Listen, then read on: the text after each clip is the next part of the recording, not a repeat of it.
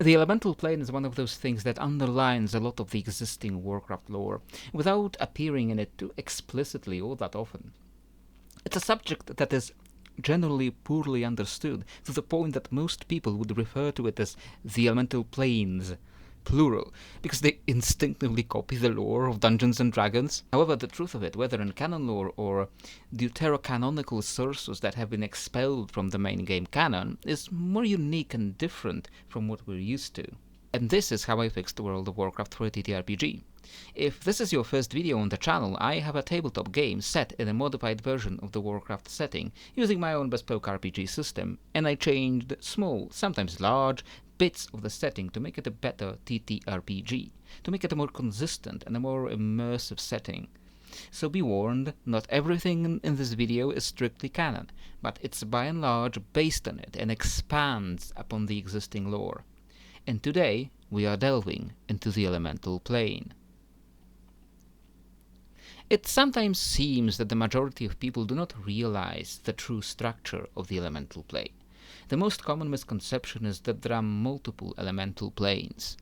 While in some universes those planes may be fundamental parts of the universe, each separate dimensional space embodying just one element, this is not the case in this universe. The elemental plane is in fact entirely artificial. Its origin is intricately tied to the history of Azeroth. For you see, when the Titans found our nascent planet, the elementals were running rampant, acting chaotically, constantly warring with each other. That was, in fact, the fault of Azeroth's world soul.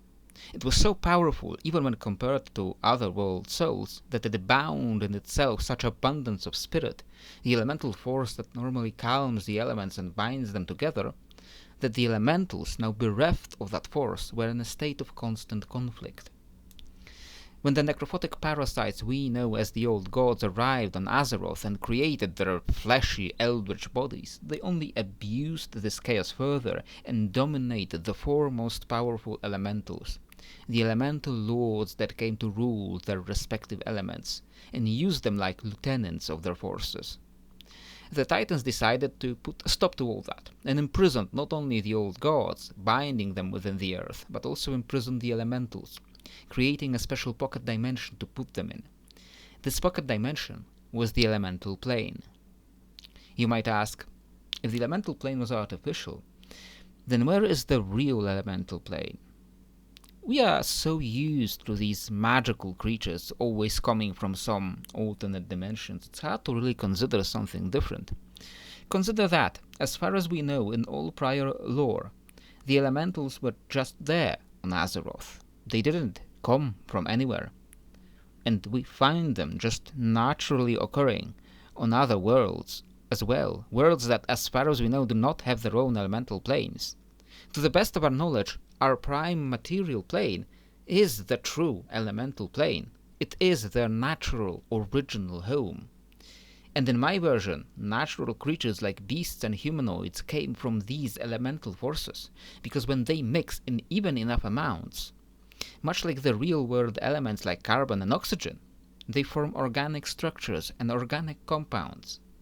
And dragons are often seen as the apex of that elemental evolution. Perfect balance of all the elements, with enough power to rule over the lesser natural creatures. This fake elemental plane, this prison of Titan make, has been given its own artificial structure, and this is where another major misconception about it comes. From the way it was described back in the old RPGs, many concluded that it resembled a hollow world, an inverse concave space with the sun in the middle and the solid spaces of Deepholm surrounding it. However, a more direct interpretation, and one correct in my version, is that the structure in fact resembles a flat world instead. The whole structure is spherical, the dimensional bounds of the plane enclosing it, warping the space around it so you cannot physically leave it.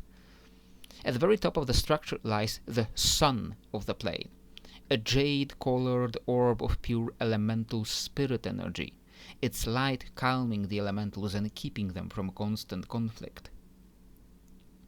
Spirit is one of those elements that do not appear very often, and for that reason Warcraft fans do not consider it too frequently, but it's an element as much as air or or fire. Spirit is the same as the monk's chi, or the underlying force many shamans and witch doctors use to conduct their healing. You do not see spirit elementals often, because this energy is primarily bound within the other elementals, keeping the structure and the peace between them together. Nevertheless, high up there in the jade sun lives a cadre of spirit elementals that maintain this peace, this pax elementa. There is no strict elemental lord of spirit, because the spirit elementals live in such perfect harmony with each other, but they do on rare occasions, when one is needed, present a speaker in the form of Lyra the Sunshard. Immediately below it, occupying a vast but largely empty space, is the Skywall, or the domain of air.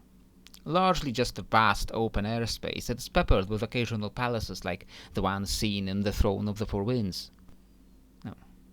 It is hard to talk about regions within Skywall, its whole space being malleable and mobile, the palaces and domains moving between seasons. Nevertheless, Alakir the Wind Lord, the elemental lord of air, has appointed lieutenants for the 4 cardinal directions of winds. Anshal, Nazir, Rohash, and Siamat were 4 Jinn sultans assigned to lord over western, northern, eastern, and southern winds, and the Jinn race.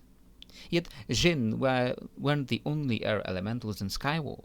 Alongside the ever-present revenants, the foot soldiers of the elemental plane, simple creatures often called Mistrals were the most common sight, both in Skywall and in the material plane. Creatures as simple as them are often the cause of a common misconception that elementals are creatures of pure emotion. Witnessing these simple blobs of elemental energy, mortals often assume that's what all elementals are like. Yet, as evident with the cunning, manipulative Jinn, they are not all there is to the elements, and Mistrals and other equivalent creatures in other realms are merely their equivalent of animals. One of the other common creatures of elemental air are the air whales, colossal, balloon-like creatures superficially resembling whales that are known as philosophers and sages of the elemental plane. They glide across the skies of the plane gently, contemplating secrets of the universe. Above all of them sit the Wind Lords, the children of Alakir, like Princess Thunderan or Sarsaroon, or uniquely and individually created to lord over the realm.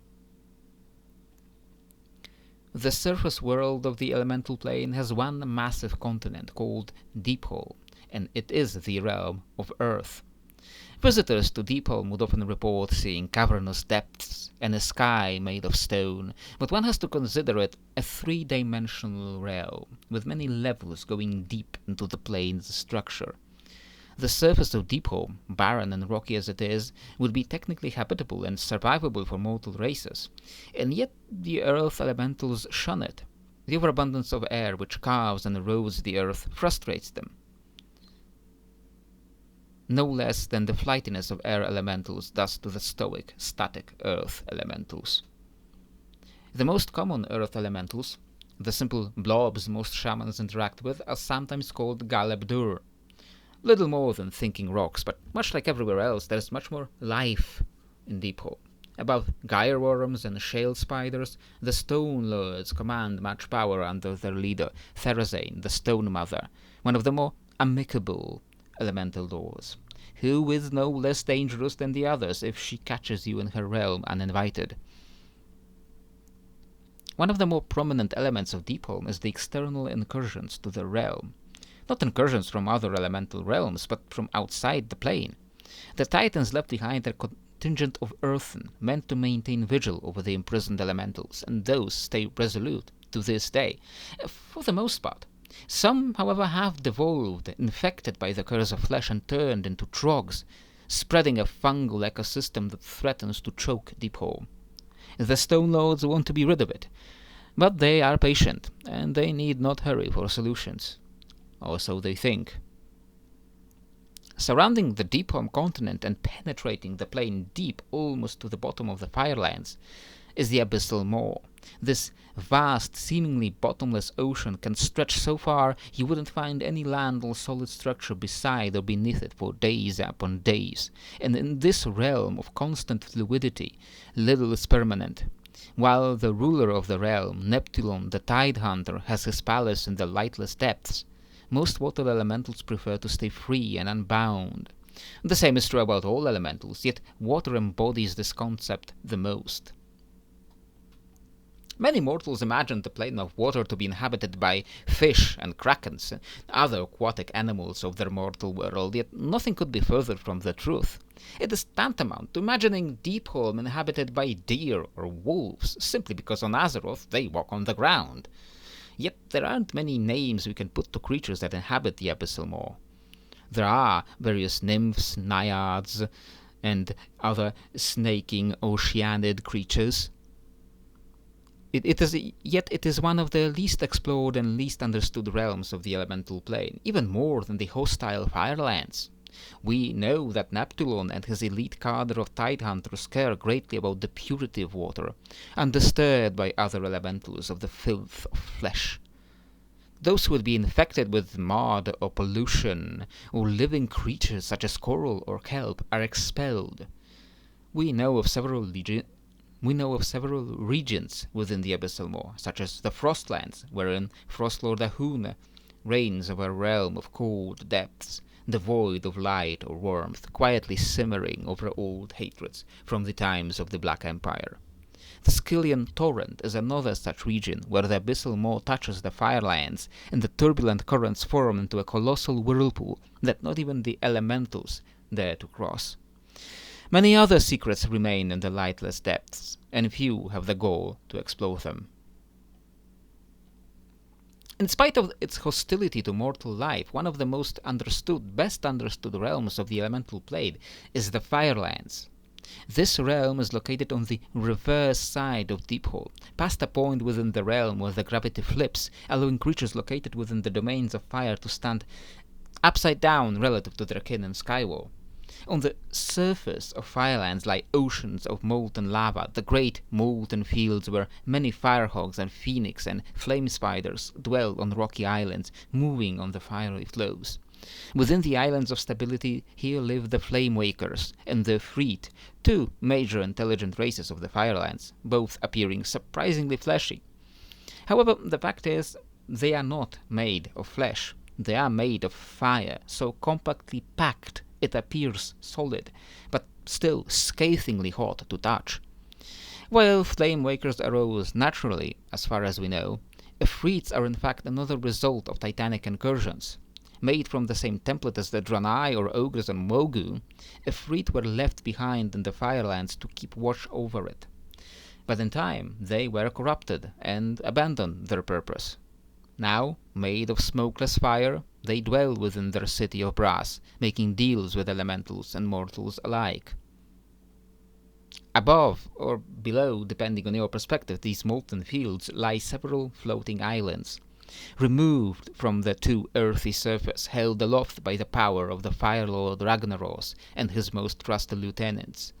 The Molten Front and the Firelord's royal domain are held in tyrannical, raging control of unstable, maniacal overlords with constantly shifting loyalties, dictated only by their inability to deal with their loss thousands upon thousands of years ago. We have not reached the bottom of the plane yet, and as much as Skywall has a jade sun, at the very nadir of the plane lies its opposite. The pit of decay, a swirling maelstrom of energies that churn and destroy anything they touch, lies the domain of the sixth and last element of decay. If there are regions or inhabitants to speak of, no one knows them, for few can withstand the endless decay. It is said that decay is too tumultuous to form elementals for long, mostly used to tear other elements apart and keep them in conflict, but one name is known from this realm, and that is Al-Kahest the Dissolver, a being that during the Shah outbreak in Pandaria, the Golden Turban rebels attempted to summon to Krasarang Wilds, and claimed it to be the elemental lord of decay. How much truth there is to it is hard to say, but the being has been pushed back where it came from by the adventurers in the service of the Pandaren Emperor. But enough about the geography, because we must talk about what it means to be an elemental, what it is like to be an elemental. It is a common saying among water elementals that the drop becomes the ocean becomes the drop. Although the simile is very aquatic in nature, it is equally fitting for all elements. Elementals have a sense of self-identity, but it can easily merge and detach itself from the collective sense of its element. It is especially true when an elemental dies. Much like other extraplanar creatures, a slain elemental's soul is sent back to its plane of origin, in this case the elemental plane. Even though this plane is artificial in nature and the elementals originally formed in the material plane, they are as bound to it as any creature native to its plane, such as demons and the twisting nether. When the soul returns to its element, it merges back into it and becomes an integral part of it. From there, the collective consciousness of the plane may reform the element as it was, or use its constituents to create new ones. However, when the new elementals are destroyed, their pieces might once again reform into the original creature, sensing and remembering a connection with everything they were in between these two events. This setup makes elementals almost as alien to behold as the eldritch creatures of Arcanus, even though we are all composed of the same elements. A notable exception are elementals that remain native to the material plane. On Azeroth, mountain giants are an example, being Titan-made and having never been banished to the prison plane. They appear to have much the same sense of identity as any other mortal, and upon their deaths, they do not seem to reform either on the material plane or the elemental plane, unless their remains are reanimated by a shaman or a druid with the right knowledge. What this means for their souls and where they go remains unknown. Notably, elementals also do not usually reproduce in the same way we do. They rarely possess anything resembling reproductive organs. When an elemental chooses to reproduce, it is always an act of great sacrifice, as elementals can only do it through division. An elemental has to give up a portion of itself to form a new elemental, losing some of its power and strength to foster a new life and try to shape it according to their wishes. Elementals are frequently presented before a monumental choice. Do they remain growing stronger, or do they wish to dilute themselves to see something new brought into the world? Though elemental politics may seem like an oxymoron to the uneducated Azerothians, they can be as complex, if not more, than any mortal politics. Elementals are greatly politically divided, and not only along the lines of the elements they're made of. One of the greatest philosophical debates among their kind is whether they should return to the true elemental plane, that is, as you now know, our world. Two major factions, known among all four major elements, argue that the elements should either strive to return to their original home and supplant or work with the flesh and blood mortals such as us, seeing us sometimes as their descendants, or that they should remain and call the elemental plane their home. Some older elementals, which remember the old wars, refuse to accept the elemental plane, always seeing it only as their prison. In the old timeline, this conflict has bubbled up and was one of the first hallmarks of the deterioration of that world. If it is ever brought up to the fore again, this generational divide between the elementals may, if those who seek to break free are victorious, they would reshape the world once more. Those are all the major topics to cover regarding the elemental plane and its inhabitants. And this is a topic that was very dear to me, very near to me, because I really spent a lot of time developing the elemental psychology beyond just very simplified attitudes, this is they're just pure elements, pure raging force. There is a lot more to the elements, various the elementals originally come from medieval lore, where the creatures like undines were created, which were supposed to be these nymph-like creatures made of water, or the jinn of the Middle Eastern lore. The jinn, or the Iranian peri, they were supposed to be creatures made of smokeless fire. They were elemental creatures, but they were cunning and manipulative and intelligent. There is a lot of psychology to explore there, and when you consider how different elementals would be from us, there is really a lot of your unique, very alien psychology to explore it. That is something that I always loved doing while world building, whether for Warcraft or for anything else that I worked with. But let me not dwell on that too long. There are many lesser creatures and specific individuals one could cover and speak about it for hours if you want that detailed explorer's guide to the specific elemental domains, but this opens up the plane to start understanding it and knowing how it works that is different from D&D's elemental planes and from many misconceptions we may have about it. What other continent or planet or dimension in Warcraft lore would you like to hear about next? Let me know in the comments below, and don't forget to like and subscribe and do all the YouTube things, and I hope to see you next time.